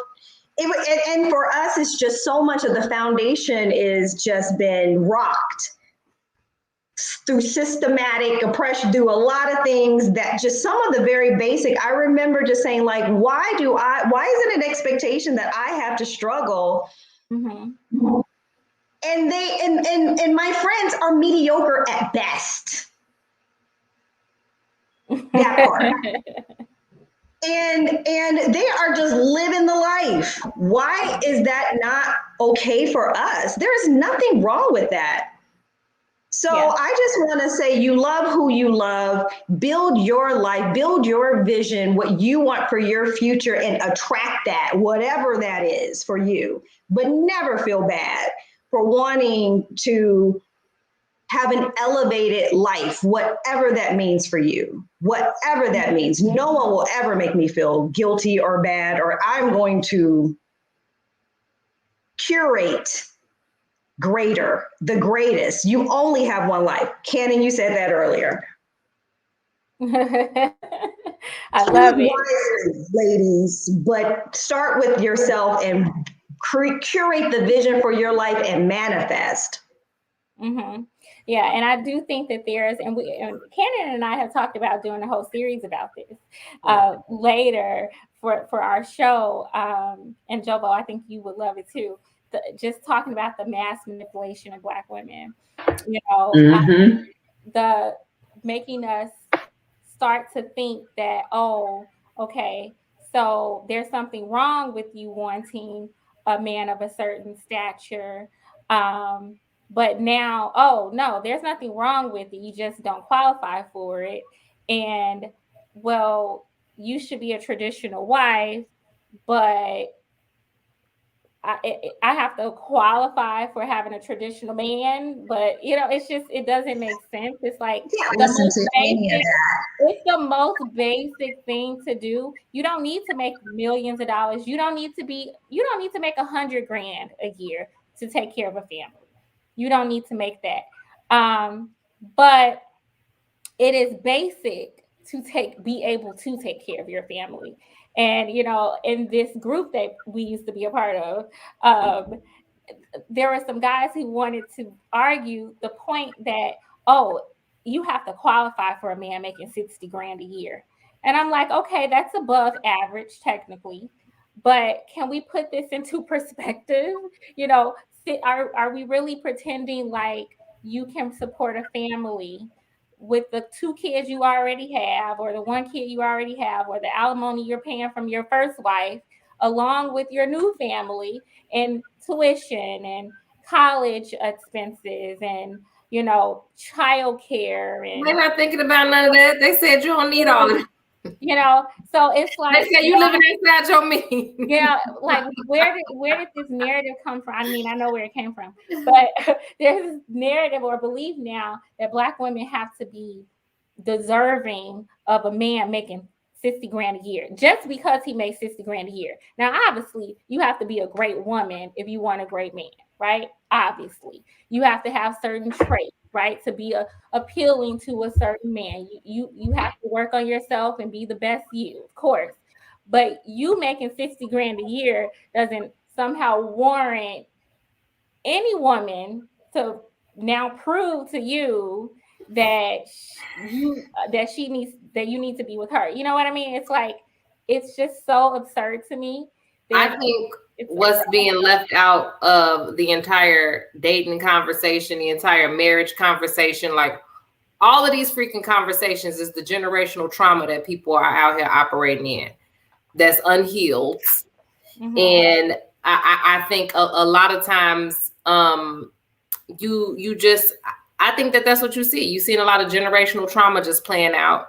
And I feel like this is just a like I said, this is not anything new. This is just a continuation of what has happened before. Black women are not seen as vulnerable. Black women are not seen as, needing of or deserving of anything. Like that's not new. Like that's not a new idea. Like it's not like it was kind of like, oh, there was this time in American history that I can point to and say, look, black women. No, it never happened. So this is just a continuation of the same thing, and this just keeps going back to what I said before. We can talk until we blue in the face, right? About you should do this, you should do that. Even like kind of the platitudes that we're saying, like focus on yourself, live your best life, whatever. People don't even know what that means. If you are growing up and you are operating in generational trauma, right? And these are the things that you've been exposed to, these are the things that you've seen, then a lot of times you're doomed to repeat those same cycles and those same behaviors, right? Until you are very intentional about breaking those generational curses, right? And that requires a lot of work, and it's hard because at the end of the day, a lot of things, like I say, you have injuries like from when you grow up, right? And a lot of times you are operating out of those injuries, so you're doing things to protect yourself, or the things that you've learned to protect yourself, these behaviors, these whatever that you've learned. And it's difficult to unlearn that, and it's difficult to learn something else, right? Especially when you haven't had exposure to it. So when we say, the choices Black women make, whatever, I mean, it all goes back to the state of our reality by and large, period. Like we make the best choices that we've always made, the best choices that we have available. And that's just what it is. We've always bore the brunt of whatever is going on. We always get the blame for all the ills of society. It's nothing new. It's nothing new. And I just think that if we focus on trying to help one another, focus on breaking those generational curses, then that's when you can start seeing some different things. But like I say, you can talk until you blue in the face. But if you are exhibiting certain behaviors because this is what you're used to, this is what you know, this is how you react to things, then that's what's going to continue to happen until you're able to overcome it. And that's the hard part. And I think we don't pay enough attention to that. We just point the finger at people all the time. And we say, you making this choice. Why are you making that choice? Oh, she's stupid. Oh, this person did it. Oh, no, it's a reason. It's reason, right? And even when we having those conversations about red flags, green flags, all of these things, like I said, if you grow up in a household and you've seen certain things, then you probably going to repeat a lot of those same behaviors because that is your foundation. Just like you said, the foundation is shaky and it's been shaky. So until we work on that, we're going to keep seeing the same thing repeat over and over again. But I think to a certain extent at this day and age, we have been doing a lot of work. And Ms. Jovo could tell you, a lot of she do therapy. So, you know what I mean? I think that this generation, and I have a lot of friends, who I see us breaking generational curses in ways that I didn't see like in the past generation, but I don't judge them either because we all are doing the best that we can with the realities, with the situations that are in front of us. You know what I'm saying? Most of us do the best that we can. And that's just the fact. So, okay. She is absolutely right. Let me ask you this though. 1 second, Jovo. So, and I really kind of didn't want to even open up this can of worms because I think it warrants a whole other discussion. But outside of the money part, because I agree with you all, I think that Black women have every right and we should place financial security as a priority. And I think that we have to stop letting these manosphere men paint the picture that that's the only thing we care about, because it's not. But what about some other things? Do you all think, and let me be clear about this, I think a man is ultimately responsible for his choices and who he is, right? But do you all think that some of the commonly shared experiences and choices of Black women as a whole kind of like, what's the word, poisons the pool, so to speak? For instance, I think about, a lot of men who really think that you should be sleeping with them by the third date. I think they think that way because so many women are open to that. And I'm not judging nobody for doing that. But I think that a lot of men, because they don't have certain training at home, they are going by the consumer of the product, so to speak. They're just offering what the consumer is taking. Does that make sense? You all think that there's any relevance to that? I wish I could find a quote, but there's this quote from, I don't know if it was from Malcolm X or someone, and I'm going to try to find it, but it says it basically says the men of the society are a reflection of the character of the women. And I know that we have varying beliefs about that. And like I've heard you speak about this before. And I get the sentiment. Men are men and they're responsible for themselves. But I'm looking at reality. And I think that we have men who are like, well, no, I'm not gonna be this person because I could be this person and get all these girls. I'm not gonna be this person to get the few up here because I can stay down here and get all these women. And men have actually said this. Like, I don't have to do that. So I don't have to have integrity. I don't have to have character. I don't have to have sexual discretion. I don't have to be these things. When have they ever had to? Just asking, what y'all think? Oh, I'm just okay. I want to ask you a question. Do you believe that our society has a hierarchy, right? In the way that racial, sexual, whatever, like gender, whatever, like a hierarchy. I do. Right? Mm-hmm. Would you say that the hierarchy is generally with the social construct, right, of race and all of that, that the hierarchy is generally, or when looking at what's considered most favorable, you would say white men, right? Then white women, right? Of course, you have other people of color, but let's just keep it black and white. Then it would be black men and black women. Would you agree, or would you say that black men and black women are here? Would you say? No, I think we socially are considered to be lower. Correct. And I'm not quite sure why that matters when we're dating each other, though.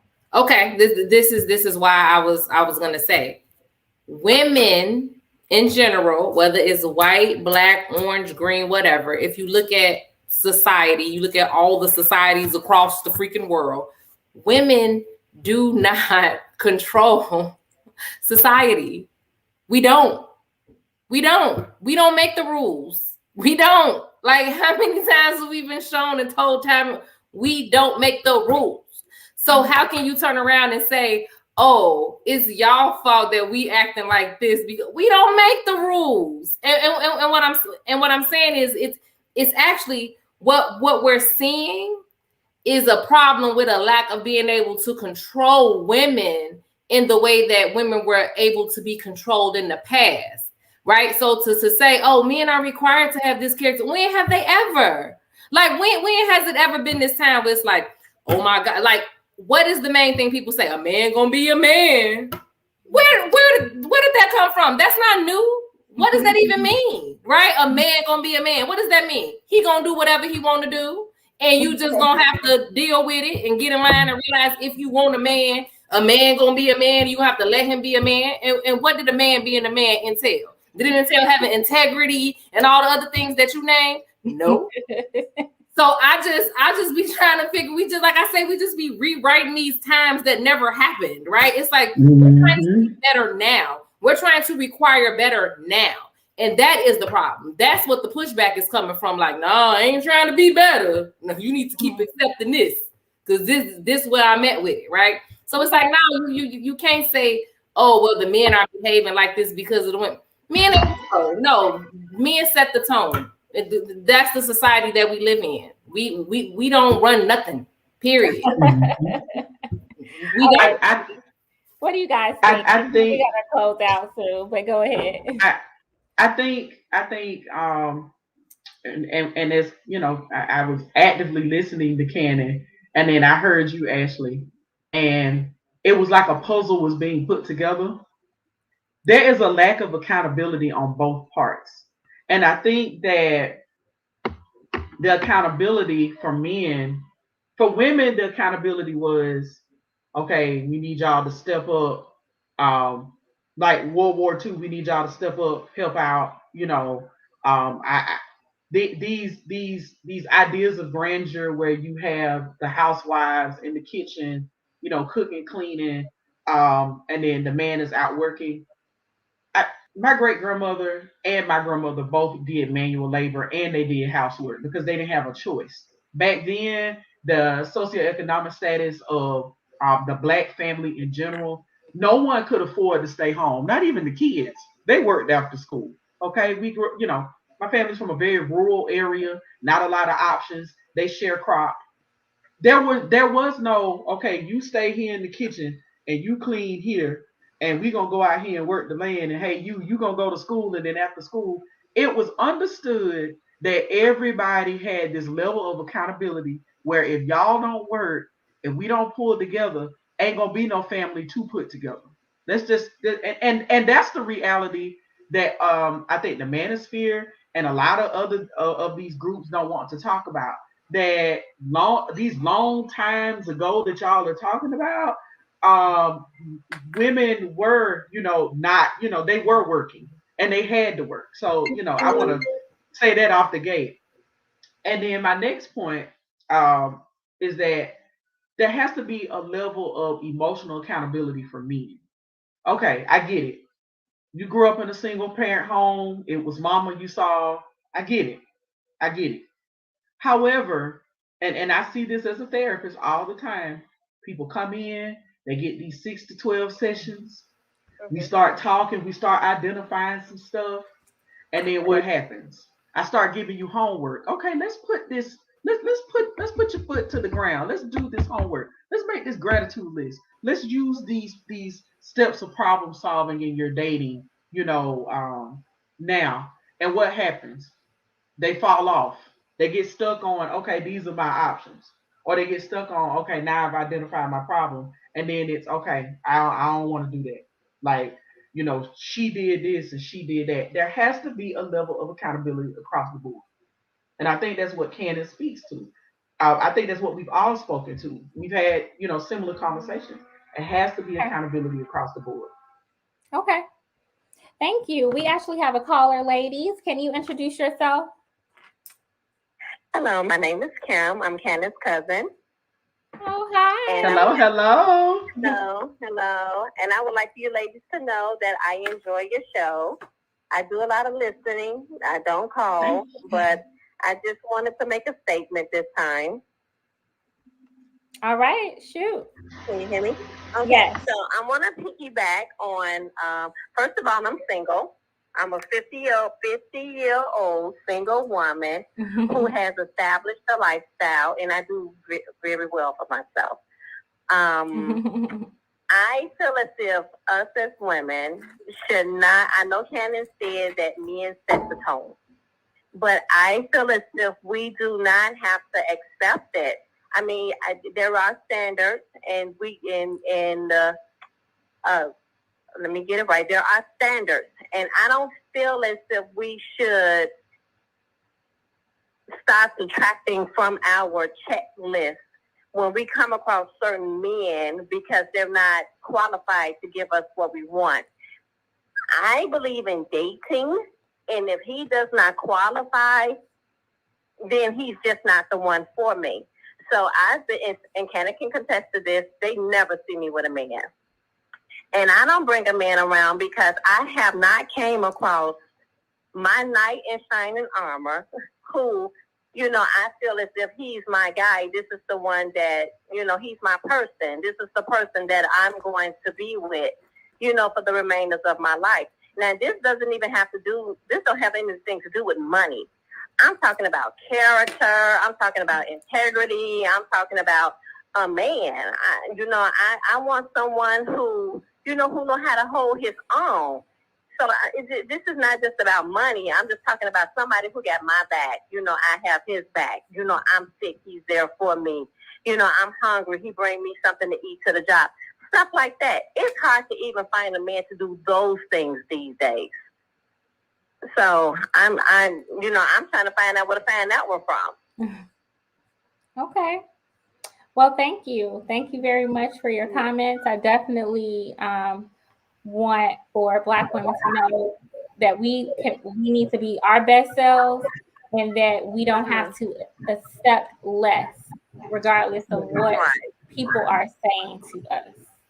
Yeah. Thank you for calling in, because this cousin, she definitely be the one that's front of mind, because she gonna live her best life. Trust me. Yes.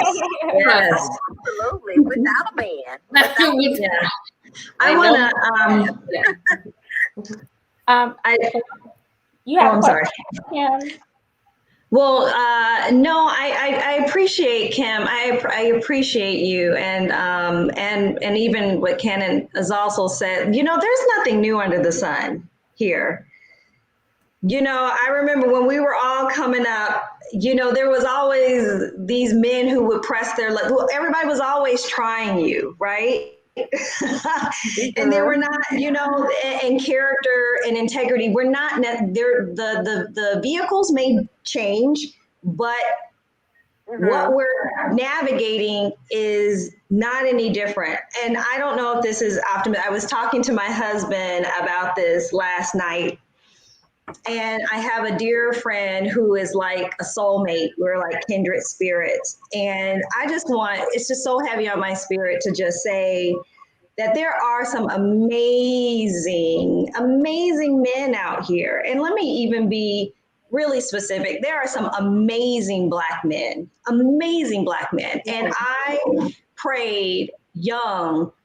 I will not, the minute I subscribe to the narrative that men are just Black, they're all just this, or there's just, you know, they're not gentlemen, or this, that, and the other, is the minute it becomes a reality. And I just refused to believe that. And I will say that I think God was a protector, because I did not get a whole lot of creepy creeps. And I know there's a lot out there. And I just pray, I just believe in believing and having the faith and knowing that there are some amazing Black men out here that are your right and perfect match. And let me just say this also, that I've had some amazing relationships and they did not work.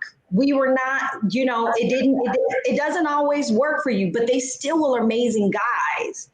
And I just want to be careful about subscribing to, it's so easy to get into that negative, that stinking thinking when you start saying, like, all the guys just want this, or they're all just that, or this. You've got to be careful in the power of your words, because even though you don't want it, you can attract it.